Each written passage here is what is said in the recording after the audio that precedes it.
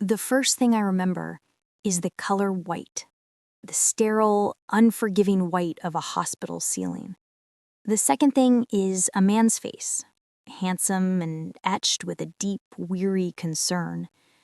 He was holding my hand, and his thumb was drawing small, soothing circles on my skin. He told me his name was Ben. He told me he was my husband. He told me I had been in a car accident. And he told me that I had amnesia, a word that felt both alien and terrifyingly intimate. My mind, he explained, was a blank slate, and he was here to help me fill it in. He was my anchor in a sea of nothingness, my historian, my entire world. When we came home from the hospital to a house I didn't recognize, he was a perfect patient guide. He would walk me through the rooms, painting a picture of the life we had shared. "This is our living room," he'd say, his voice a soft, gentle melody. "We spent so many nights in here, curled up on that sofa. He always loved watching old black and white movies." He would hand me a photograph from the mantelpiece, a smiling woman with my face standing next to him on a beach. "You always said you hated the beach," he'd chuckle. "Too much sand. You were always a homebody." The woman he described was a stranger to me, but then again, so was I. She was, according to him, a quiet, gentle soul, a woman who found her joy in simple things, gardening, baking bread, reading classic literature. He showed me my wardrobe, a collection of soft, muted colors, beige, cream, pale blue. "You were never one for bright colors," he explained. "You always said they were too loud." He pointed to a small, dusty easel in the corner of a spare room. "You used to paint," he said, a sad note in his voice. "But you gave it up. You said the pressure to be creative was too stressful. You were much happier after you quit your job at the gallery." I listened and I absorbed. I was a sponge, soaking up the details of a life that felt as foreign as a dream. I trusted him completely. Why wouldn't I? His kindness was a constant, steady flame in the darkness of my own mind. He was so patient with my endless questions, so gentle with my frustration. He would cook for me. Simple, bland meals, he said, were my favorites. "You have a very sensitive palate," he'd explain. "You never liked anything too spicy or exotic." But sometimes there were glitches in the matrix, small, dissonant moments that I couldn't explain. I'd open a closet and find a pair of hiking boots caked in mud that seemed utterly at odds with the homebody he described. In the back of my wardrobe, hidden behind the sea of beige, was a single fiery red dress that seemed to hum with a life of its own. When I asked him about it, he'd have a ready, logical explanation. "Oh, the boots were for that one company retreat we had to go on. You hated every second of it." Or, "The red dress was a gift from your sister. You never wore it. It just wasn't you." His sister. He told me we didn't get along. He said she was a lot, that her intense personality always overwhelmed my quiet nature. He said we had a big falling out a year before the accident. That's why she hadn't visited me in the hospital. The story was so sad, so plausible, that I accepted it without question. I was living a life that was a collection of his stories. I was a character he had written, and I was doing my best to play the part, but I felt like I was wearing clothes that were 2 sizes too small. The quiet, simple woman he described felt like a ghost, and I was the one haunting her body. I would look in the mirror and see a stranger with a blank, placid expression, and I would feel a scream of a different person trapped somewhere deep inside. But I would dismiss the feeling. The doctors had told me that confusion and a sense of detachment were normal. They told me the memories might come back in flashes or not at all. They told me to be patient. They told me to rely on Ben. The discovery, the moment the first crack appeared in the beautiful, solid foundation of the life he had built for me, was an accident. I was cleaning, an activity he encouraged, telling me that engaging in my old routines might help jog my memory. I was dusting the bookshelves in our bedroom when my hand brushed against a small, decorative wooden box on the top shelf. It was out of place, the only undusty object up there. he had never mentioned it. I took it down. It was locked, a simple, cheap lock. The key was nowhere to be seen. But the lock was flimsy. Using a paperclip from the desk, I jiggled it for a moment and it popped open with a small, satisfying click. Inside was not jewelry or old keepsakes. It was a single, leather-bound journal. It was worn, the corners soft with use. I opened it to the first page. The handwriting was a bold, confident script that I didn't recognize as my own. And the first line hit me with the force of a physical blow. It read, "My name is Alice, and I am not a quiet person." I sat on the floor, the journal in my hands, my heart a frantic bird in my chest. Alice. He called me Allie. A soft, gentle nickname for a soft, gentle woman. But the name on the page was Alice. It felt right. It felt more real than the name I had been answering to for the past few months. I read on, my world tilting on its axis with every word. The woman in the journal was not a stranger. She was the scream I felt trapped inside me. She was a woman of vibrant, chaotic opinions. She was a painter, but she wasn't painting quiet landscapes. She was painting huge, abstract canvases full of fiery reds and deep, angry blues. She hadn't quit her job at the gallery. She had been on the verge of being promoted to curator. The journal was filled with her passion for her work, her excitement for the future. She was not a homebody. She was an adventurer. There were entries describing a solo hiking trip she had taken, the very boots in my closet, her faithful companions. She wrote about her love for the beach, for the wild, salty chaos of the ocean. She detailed a trip she was planning, a backpacking trip through Thailand, a trip that was the polar opposite of the quiet, predictable life Ben had described. She was not a woman of simple tastes. She hated bland food. There were entries describing her attempts to get Ben to try a new Szechuan restaurant, his refusal to eat anything too challenging. She was not a woman of muted colors. She wrote about buying the red dress, how it made her feel powerful, alive, like her true self. And she was not a woman with few friends. The journal was filled with names, with stories of late-night conversations and shared laughter. A woman named Chloe was mentioned on almost every page, her best friend, her sister in all but blood. And my own sister? According to the journal, we were incredibly close. The big falling out was a complete fabrication. We spoke on the phone almost every day. The journal was a perfect, detailed, and utterly devastating rebuttal to every single story Ben had told me.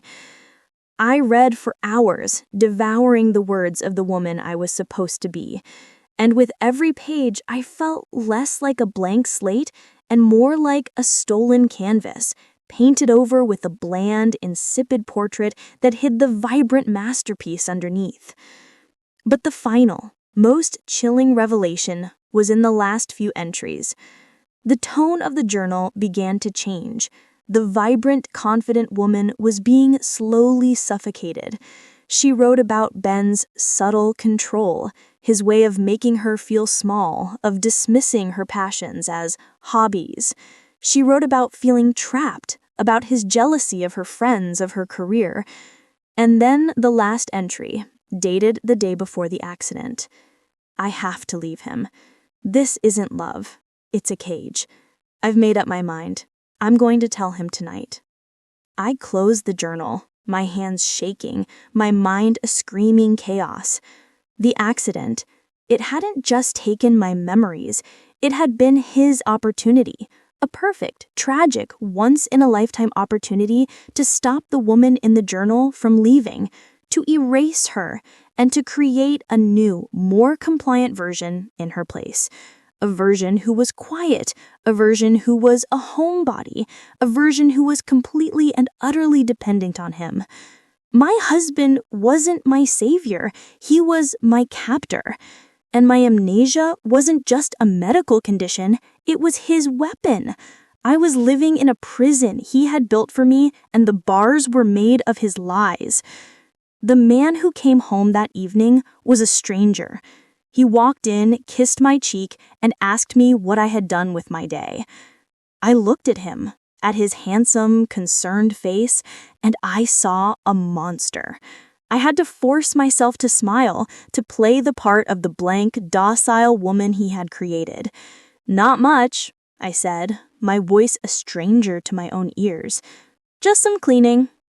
That night, I didn't sleep. I lay in bed, feigning sleep, my mind racing. The journal was under my mattress, a secret truth hidden beneath the lie of our shared bed. What was I supposed to do? I had no memory of my own, only the words of a woman in a book. As real as they felt, how could I be sure? He had doctors, records, an entire world of proof on his side. I was a brain-damaged woman. Who would believe a journal over a devoted husband? I realized with a sickening lurch that he had created the perfect crime. He had a victim who couldn't testify against him, a victim who didn't even know a crime had been committed. If I confronted him, he would deny it. He would claim the journal was a work of fiction, a collection of stories I had written. He would tell the doctors that my paranoia and confusion were getting worse. He would use my own discovery as further proof of my instability. I was trapped.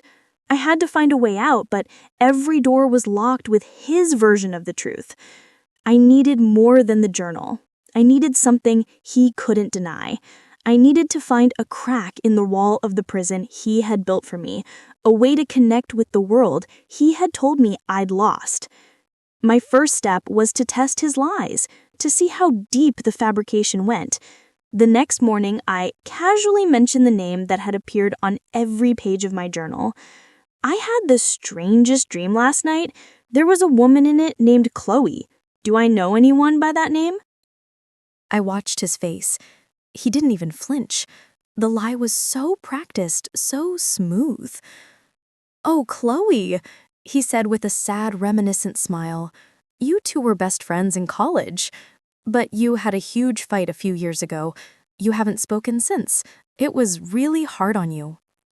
He delivered the lines with a flawless, heartbreaking sincerity, and in that moment, I knew with an absolute, chilling certainty that the journal was real.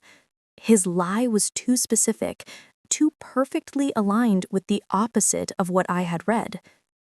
The journal had mentioned an old laptop, one I used for my paintings and personal emails. He had told me it was broken after the accident and that he had gotten rid of it. I didn't believe him. I started to search the house, not with the aimless curiosity of an amnesiac, but with the focused desperation of a prisoner looking for a key. I found it in the back of his closet, tucked away in a box of his old college textbooks. It wasn't broken, it was just hidden. Getting the password was a gamble, but the woman in the journal, Alice, was not a subtle person. I tried the name of her favorite artist, mentioned a dozen times in the journal. Nothing. I tried the name of her cat, a creature Ben had told me I was allergic to. The screen unlocked. The laptop was a time capsule, a direct portal to the life he had tried to erase. There were folders of my paintings, vibrant, chaotic, and beautiful. There was a folder of photos from my hiking trips. And there was my email. I clicked it open, my heart pounding. I saw years of correspondence. I saw emails from my sister, full of love and inside jokes. I saw emails from Chloe, planning a trip for my 30th birthday. And I saw the emails that confirmed my darkest fears. There was a chain of emails between me and a real estate agent with links to small studio apartments for rent. The last one was dated the week before the accident, and there was an email I had sent to myself, a draft. The subject line was "The Conversation." It was a script, a list of talking points for when I told Ben I was leaving him. It was a script for a conversation that, because of a conveniently timed car accident, had never happened. The evidence was overwhelming. It was undeniable. I had my memory back. not in flashes of light, but in a flood of black and white text on a screen. I now had two versions of myself: the quiet, fragile Allie he had created, and the strong, vibrant Alice I was rediscovering. And I had to keep the two of them separate. I had to continue my performance as Allie, all while Alice was secretly planning her escape. I started to create a lifeline. I found my sister's email address and sent her a short, cryptic message from my newly discovered account. "I'm okay. Don't believe what he's telling you. I'll explain soon. I need your help." I didn't know if she would even see it, but it was a message in a bottle, cast out into the sea of my old life. I also began to secretly test the boundaries of my prison. He had told me I was a terrible cook, that I always burned everything. One afternoon when he was at work, I followed a complex recipe from a cookbook I found. The meal was perfect. He had told me I was afraid of heights. I climbed the rickety ladder into the attic. I wasn't scared. I felt a strange sense of exhilaration. Each small act of defiance was a reclamation, a way of proving to myself that the woman in the journal was the real me. The final piece of the puzzle, the key to my escape, came from an unexpected place. In the journal, Alice had written about a small hidden safe in the floor of our closet, where she kept her passport and an emergency stash of cash. Just in case, she had written, a woman should always have an escape plan. That night, after he was asleep, I pulled back the rug in our closet.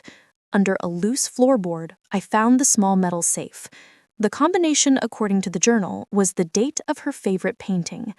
I entered the numbers, and the safe clicked open. Inside was a passport with my face, the name Alice, a stack of $100 bills, and a single unfamiliar key. I had no idea what the key was for, but the woman in the journal had kept it for a reason. I had the means. I had the proof. All I needed now was a plan to get out of the house, away from the man who was not my savior, but my jailer. The woman he had tried to erase was about to come back from the dead, and she was going to be the last thing he ever saw coming. The plan had to be perfect. I couldn't just walk out the door. He watched me, his concern a constant, suffocating surveillance. He would call me throughout the day. He always knew where I was. A sudden disappearance would trigger an immediate alarm. He would call the police, report his confused, mentally fragile wife as a missing person. He would control the narrative from the beginning. I had to leave in a way that seemed logical, a way that fit into the story he had created. My escape route came from his own lies. He had told me I was a nervous driver, that I'd lost my confidence after the accident and hadn't driven since. He did all the driving. Another small act of care that was actually an act of control. My car, a practical little hatchback Alice had apparently loved, sat in the garage, collecting dust. "We should probably sell it," he'd say. "It just reminds you of the accident." I decided it was time for me to reclaim my independence. I told him I wanted to start driving again. I played the part of the nervous, timid woman, but I insisted. "I have to face my fears sometime, right?" I said, using the kind of therapeutic jargon he loved. "It's part of my recovery." He was hesitant, but he couldn't argue. To deny me this step forward would be to contradict his own role as the supportive husband. He agreed to let me take the car for a short drive, just around the block. The first time, he came with me, sitting in the passenger seat, gripping the dashboard. The second time, I convinced him I needed to do it alone. I drove around the neighborhood for 15 minutes and came right back. I was building his trust, creating a new, predictable routine. The short, solo drive became my daily ritual. It was the 1 hour of the day I was out of his sight, a small, precious window of freedom. During one of those drives, I went to the bank. I used the unfamiliar key from the safe. It was for a safety deposit box, also mentioned in the journal.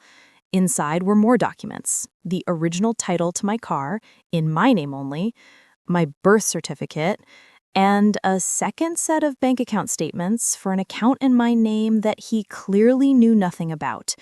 Alice had been smart. She had been building her escape fund long before the accident. I had my exit. Now I needed a destination. I used a library computer to reply to the email my sister had sent back to my secret account. Her message had been a burst of pure, unadulterated relief. Alice! Oh my God, I thought you were gone. He told us you didn't want to see anyone, that you were having a breakdown. I knew it was a lie. Where are you? What do you need? I told her everything. I sent her pictures of the journal entries, of the documents from the safe. I told her my plan. I would leave during one of my drives, and I would not come back. I would drive to her city, a 12-hour trip, and I would not stop. The day I chose to leave was a normal Tuesday. I made him breakfast. I kissed him goodbye as he left for work, the act so repulsive it made my skin crawl. I think I'll go for my drive now, I said, my voice a perfect imitation of the fragile woman I was pretending to be. Don't go too far, he said, his last words to me a final, casual command. I walked into the garage, my purse containing the journal, the passport, the cash, and the safety deposit box key. I didn't take a single other thing. I didn't want any of the clothes, any of the objects from the life he had invented for me. I got into the car Alice had loved, and I started the engine. I backed out of the driveway, and as I turned onto the street, I didn't look back. I just drove. The first few hours were a blur of adrenaline and terror. I expected to see his car in my rearview mirror at any moment. But as the miles passed, as our city faded into the distance, a new feeling began to emerge, a wild, unfamiliar sense of exhilaration.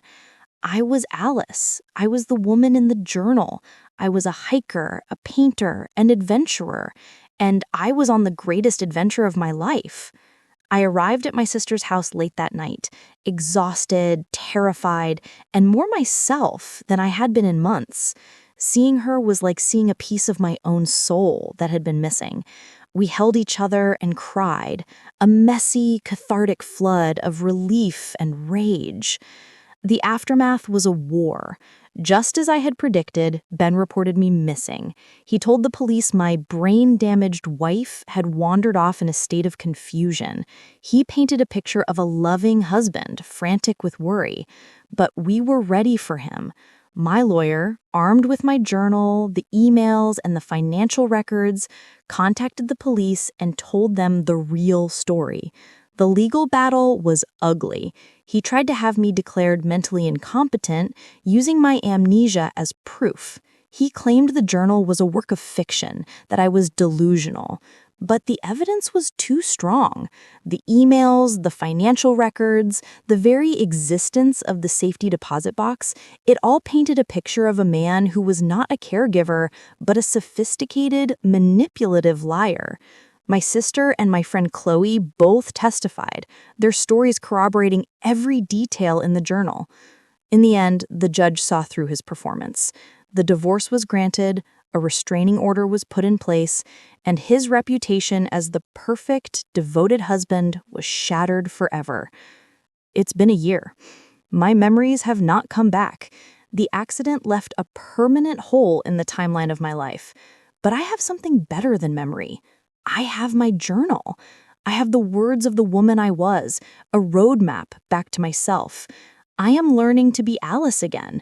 I started painting, my canvas is now even brighter and bolder than before. I reconnected with my friends, my sister and I are closer than ever. I even took that trip to Thailand. I am not the blank slate he tried to create. I am a canvas that was painted over, and I have spent the last year carefully, painstakingly scraping away the layers of his lies to find the vibrant, strong, and unapologetic masterpiece underneath. He didn't erase me. He just reminded me of who I was meant to be.